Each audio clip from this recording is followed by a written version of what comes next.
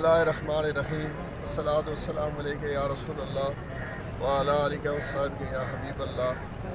आज 11 दिसंबर को 2022 हम यहाँ दाता दरबार हाज़िर हैं और मेरे हाथ में समई फ़रोग़ नात का एक खुसूसी नंबर है 28 था 23।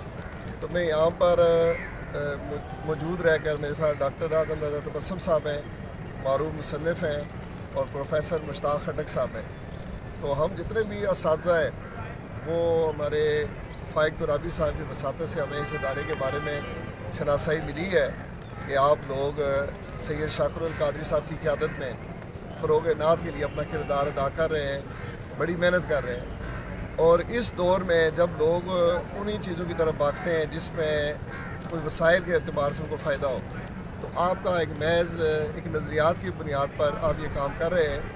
तो आप लोगों को, आपके पूरे इदारे को, अटक के तमाम बाशऊर शहरियों को जो इस इदारे के साथ मुंसलिक हैं, तावन कर रहे हैं, हम सलाम पेश करते हैं। और फ़रोग़ इश्क़ रसूल सल्लल्लाहु अलैहि वसल्लम की इस जद्दोजहद में हम आपके साथ हैं।